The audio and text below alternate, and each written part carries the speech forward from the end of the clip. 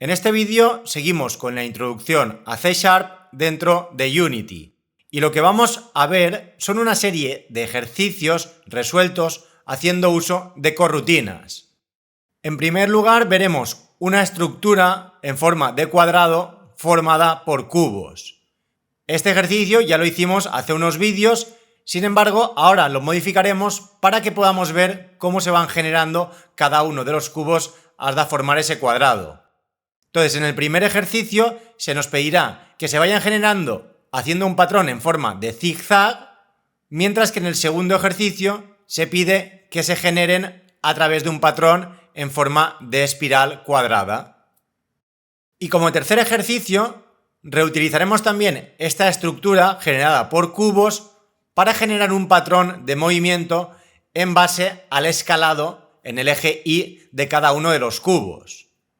Aquí podéis ver un ejemplo de cómo debería comportarse esta estructura de cubos a medida que va cambiando la escala.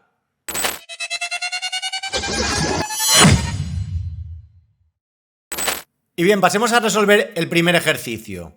Se nos pide que reutilicemos el código que ya teníamos cuando generamos la estructura cuadrada formada por cubos, pero ahora debemos tener en cuenta que cada vez que se genere un nuevo cubo deberá haber un retardo de 0,1 segundos. Entonces deberemos utilizar para ello la corrutina. Y además se generarán siguiendo un patrón en zigzag. Primero se generará toda una fila sobre el eje X y luego, respecto al último cubo generado, avanzaremos una unidad en profundidad y entonces iremos creando los cubos de derecha a izquierda. Y así, en forma de zigzag, se deberán generar cada una de las filas de ese cuadrado formado por cubos. Entonces, como digo siempre, lo mejor sería que pausarais el vídeo e intentarais resolver este ejercicio por vuestra cuenta. Bien, veamos ya la solución. Creamos una corrutina llamada crear cuadrado zigzag y primero que nada declaramos un booleano izquierda a derecha, estableciendo el valor a true. Esto me servirá para saber si estamos generando los cubos de izquierda a derecha o de derecha a izquierda. Entonces, a continuación, creamos un bucle for que dará tantas vueltas como la variable lado. Y en cada una de esas vueltas se deberá generar una de las filas de ese cuadrado. Entonces, dependiendo del valor del booleano, tenemos dos bucles for. Uno que generará los cubos de izquierda a derecha y el otro que los generará de derecha a izquierda. Entonces, simplemente lo que hacemos aquí es cambiar el bucle interno. Si va de izquierda a derecha, lo ponemos como siempre. Sin embargo, si va de derecha a izquierda, lo que hacemos es inicializar el contador del bucle interno al lado -1 e ir decrementando el valor en cada iteración.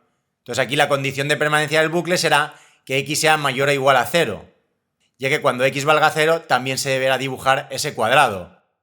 Y dentro de cada uno de los bucles for internos, invocamos al método crear cubo pasándole los valores de los contadores de cada uno de los bucles.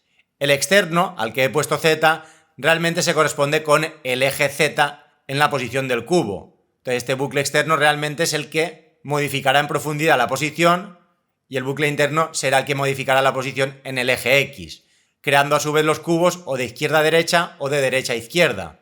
Aquí el contenido del bucle interno es exactamente el mismo, ya que realmente lo que cambia de estos dos bucles es el valor actual de x. En el bucle de arriba empieza en 0 y llega al lado -1, mientras que en el bucle de abajo x se inicia en lado -1 y finaliza con valor 0. Entonces, como digo, ambos bucles internos tienen el mismo código. Primero invocamos a un método llamado crear cubo, pasándole x y z, y luego ya hacemos el yield return new wait for seconds.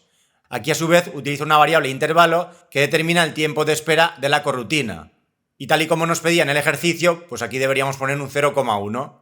Entonces siempre que se genere un cubo, luego se esperará 0,1 segundos y seguirá con la ejecución de la corrutina.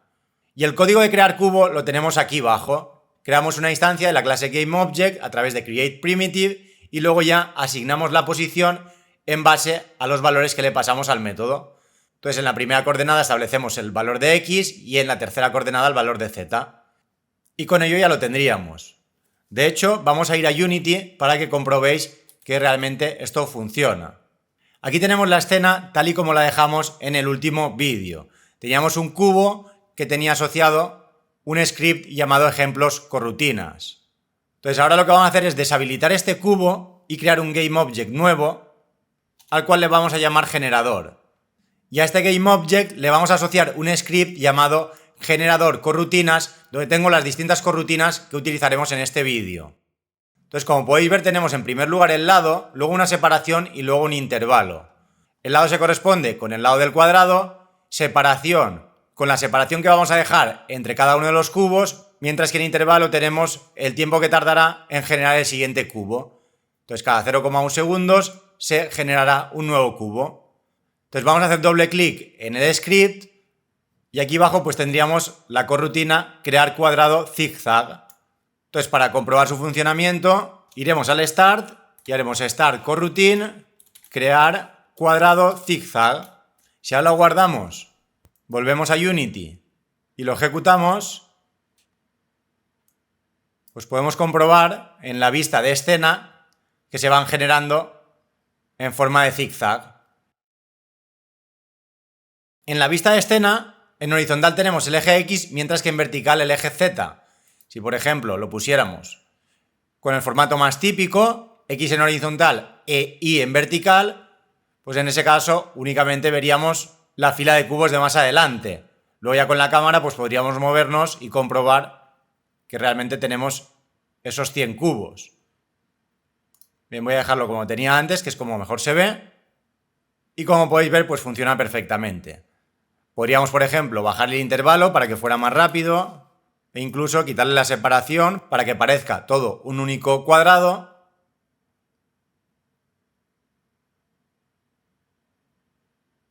Y como podéis ver, pues funciona perfectamente.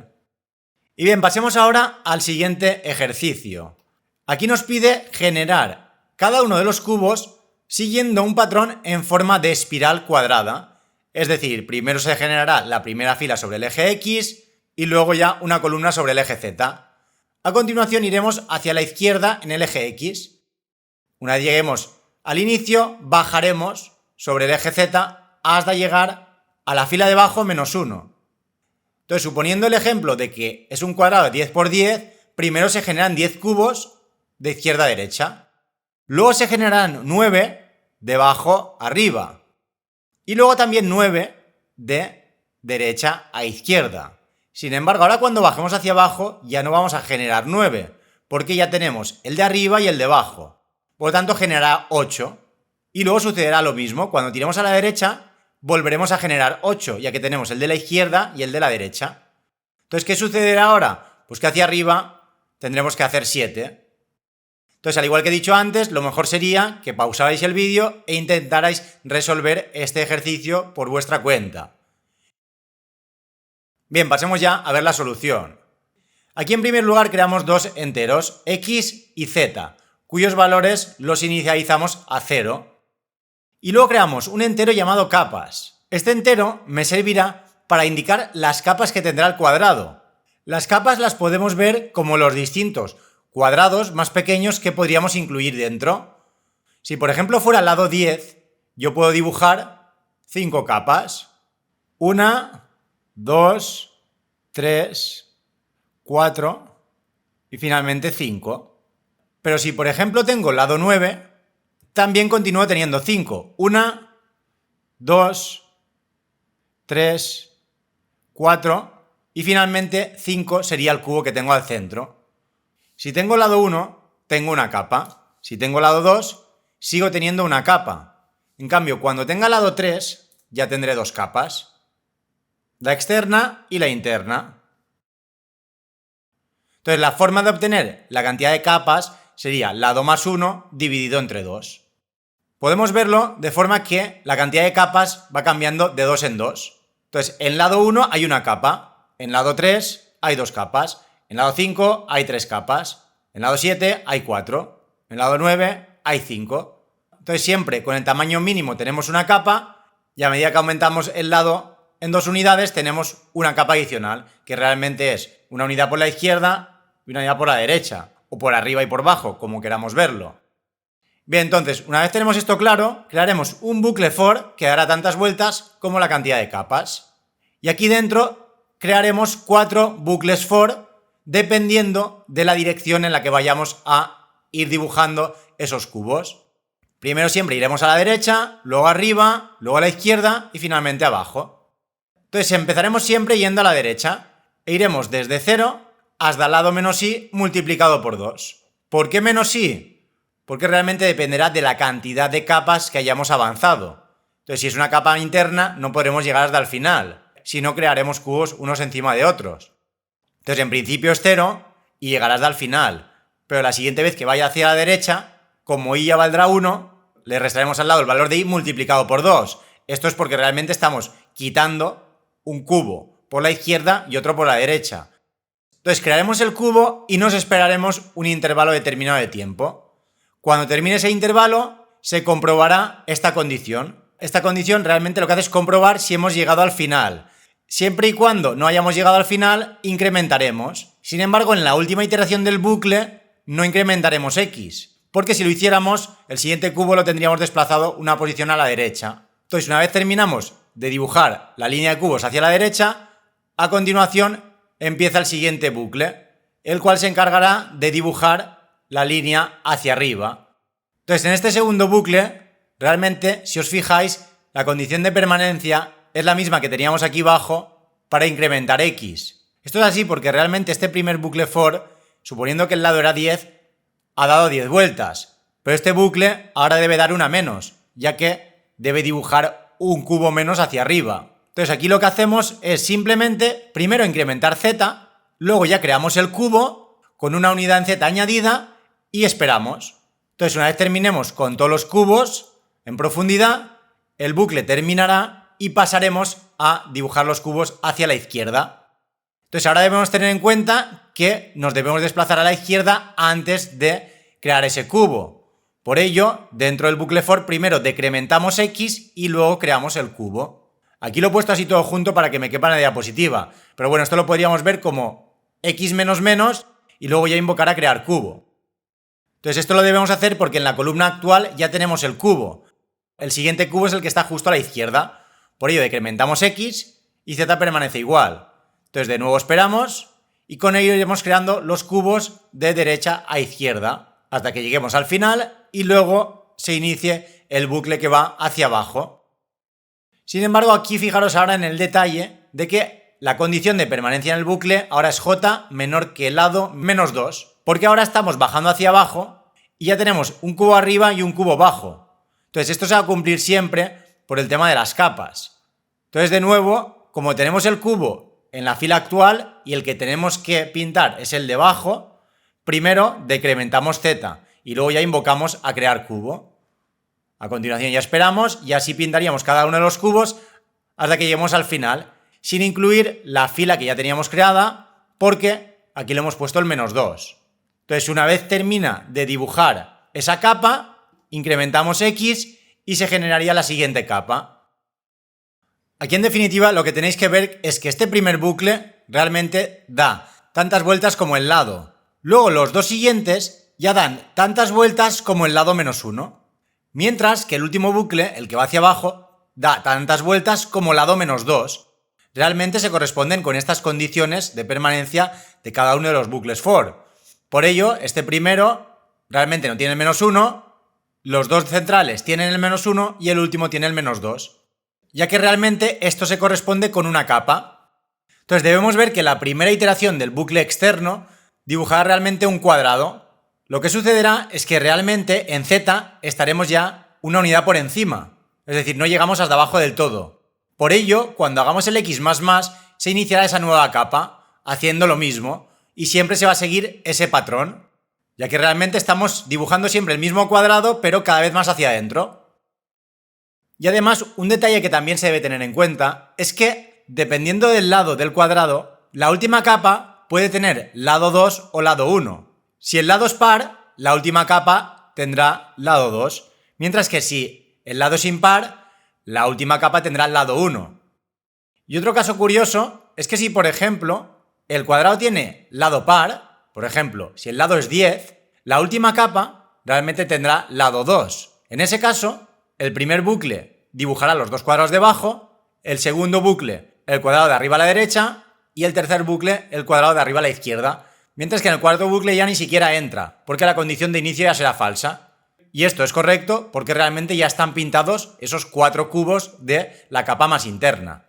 Y bien, pasemos ahora a comprobar que realmente todo esto funciona. Para ello volveremos a Unity, donde tenemos el generador cuadrado espiral, pero aquí pues no lo tenemos tan abreviado. Tenemos en primer lugar el bucle de la derecha, luego el de arriba, aquí en este caso pues hacemos el z++, luego creamos el cubo y luego ya el yield. Luego tendríamos el bucle de la izquierda y finalmente el bucle de abajo. Y bien, vayamos al start para iniciar esta corrutina. La pegaremos aquí dentro, guardaremos y ahora cuando volvamos a Unity, si por ejemplo le ponemos lado 5 y lo ejecutamos, podemos comprobar que tenemos un cuadrado de 5 por 5. En este caso tendría 3 capas. La externa, la interna y finalmente la última capa es este cubo central. Sin embargo, si por ejemplo ponemos lado 6, al ejecutarlo tendríamos un cuadrado de 6 por 6. Esta sería la primera capa, esta la segunda y finalmente la tercera capa tiene estos 4 cuadrados. Entonces, siempre y cuando el lado sea par, en la última iteración, que realmente dibujará la última capa, el primer bucle dibuja estos 2, el segundo bucle dibuja este de aquí y el tercer bucle dibuja este otro. Mientras que el cuarto bucle ya directamente no entra.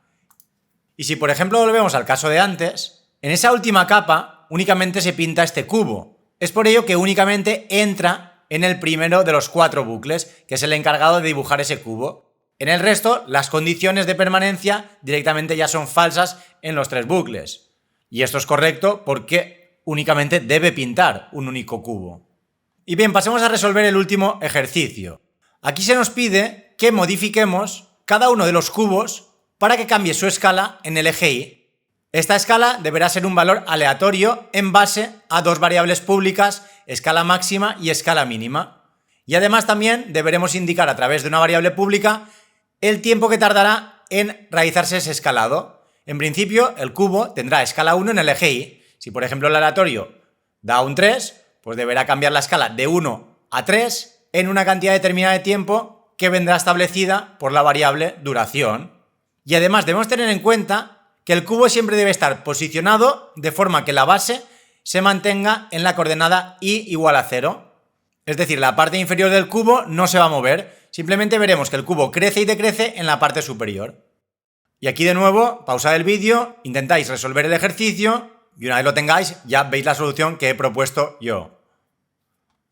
Y bien, pasemos ya a ver la solución. Aquí primero que nada declaramos las variables duración, escala mínima y escala máxima.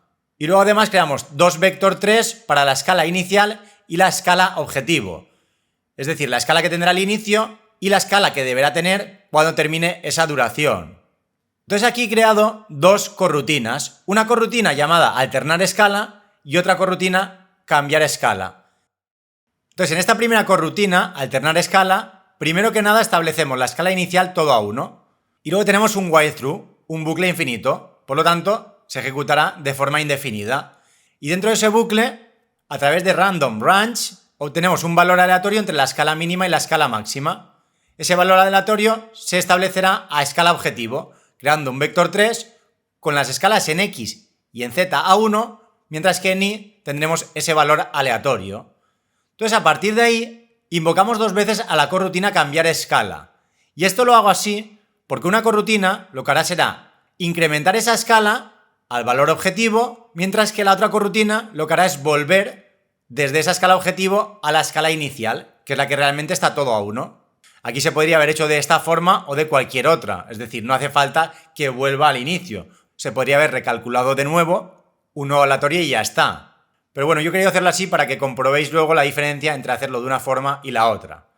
Entonces al primer cambiar escala le pasamos la escala inicial y luego la escala objetivo, mientras que al segundo le pasaremos en primer lugar la escala objetivo y luego la escala inicial. De este modo, pues primero crecerá la escala objetivo y luego decrecerá hasta la escala inicial.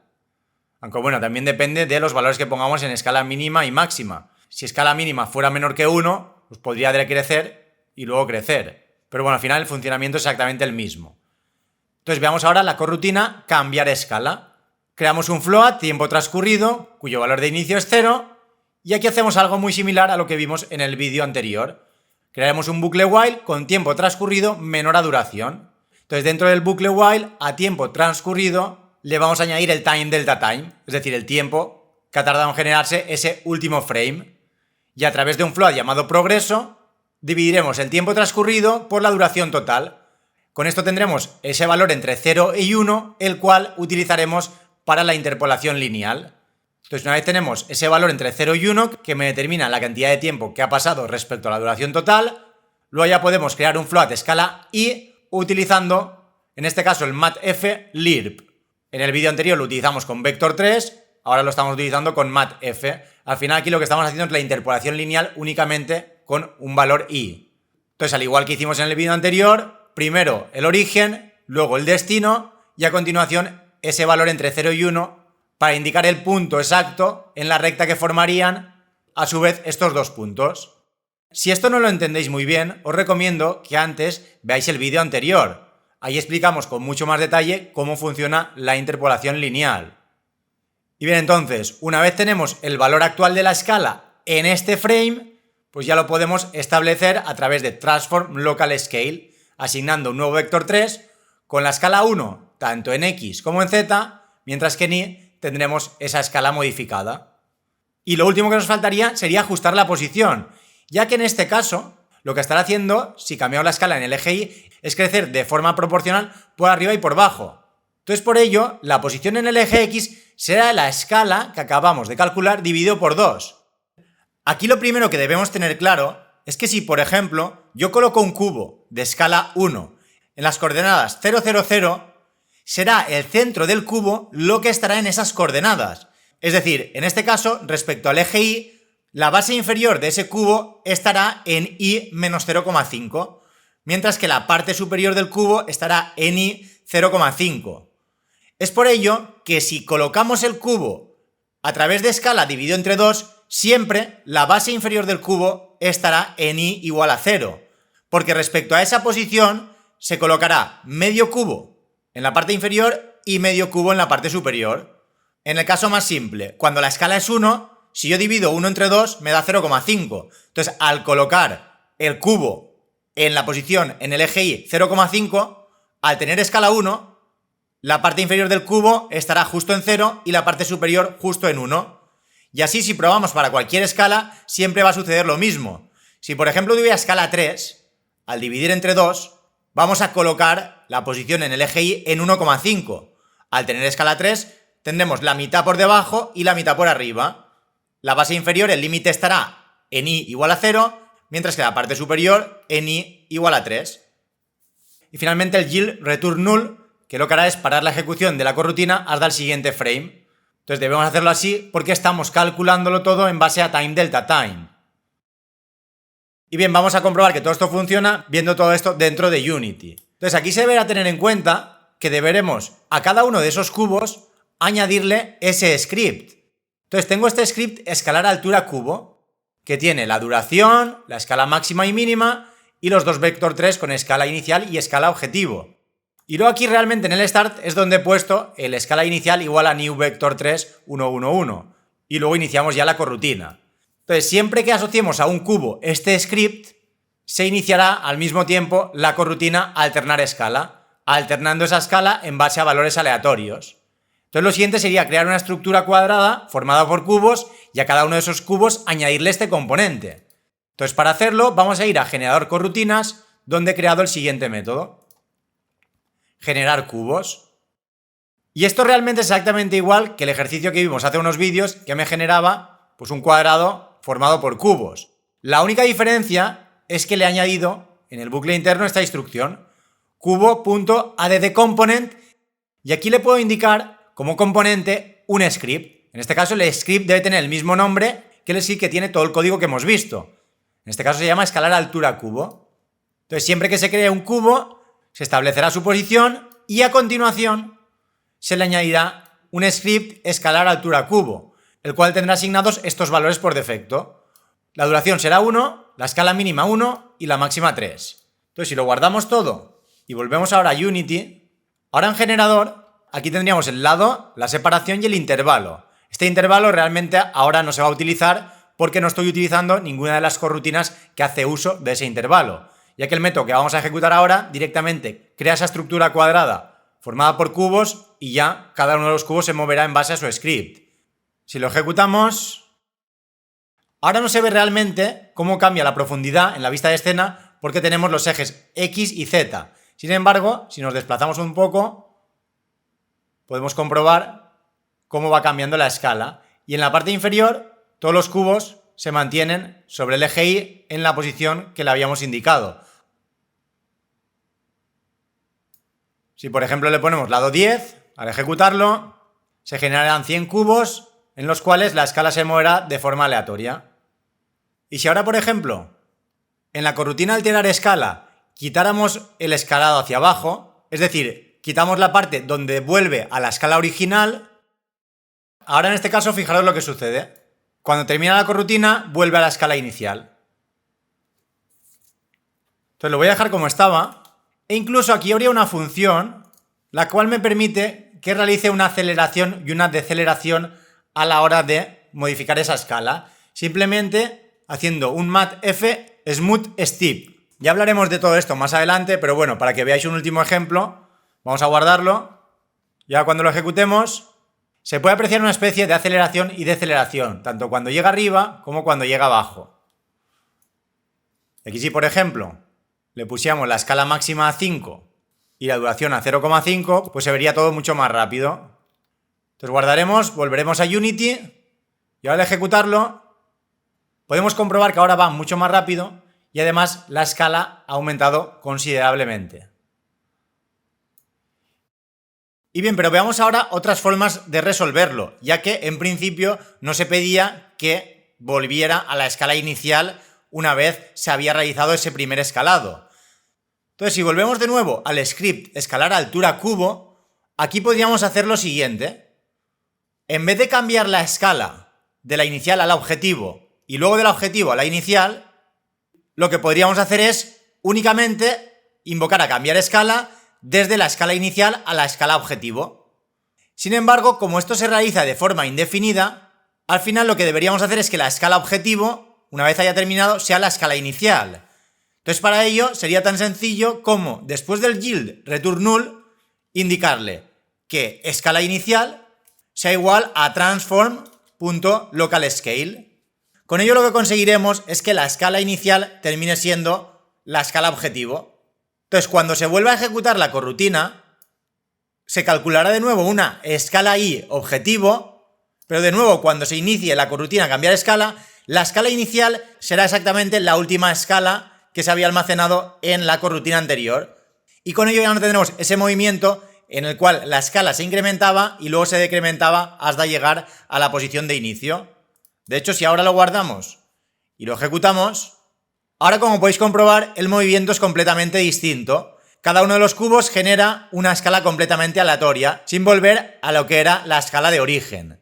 E incluso, si dejáramos como teníamos el alternar escala, y ahora, por ejemplo, incluimos de nuevo esta instrucción, poniendo primero la escala objetivo y luego la escala inicial, aquí realmente lo que va a suceder es que se va a detener en esta segunda corrutina, ya que en este caso la escala objetivo y la escala inicial serán exactamente la misma. De hecho, si lo guardamos y lo volviéramos a ejecutar, veríamos que cuando cambia la escala se frena. Realmente el tiempo que está frenado es la corrutina que tiene tanto la escala inicial como la escala objetivo al mismo valor y genera así un movimiento en el cual parece que se frene antes de cambiar la escala. Bien, lo voy a dejar como estaba y además tengo aquí un método cambiar color que lo que hace es cambiar el color del cubo dependiendo de la escala. Si está muy cerca del máximo se pondrá en color verde, si está muy cerca del mínimo se pondrá en color rojo y en el resto de casos se pondrá en color blanco. Entonces este método lo podríamos invocar cada vez que cambie la escala. Entonces aquí podríamos indicarle cambiar color y con ello lo que vamos a conseguir es ver los cubos que se hacen muy grandes en verde, mientras que los que son muy pequeños en rojo. Si lo volvemos a ejecutar, como habéis podido comprobar han empezado todos en rojo porque estaban todos a la escala mínima. Y a partir de ahí podemos ver cómo se van generando en ocasiones cubos verdes y cubos rojos en base a la escala en el eje Y de cada uno de esos cubos. Si por ejemplo lo hubiéramos dejado como lo teníamos al principio, volviendo siempre a la escala original, podríamos comentar esta instrucción y crear de nuevo la corrutina con las escalas intercambiadas. Ahora podremos comprobar que al volver a la escala de inicio se pondrán todos los cubos en color rojo.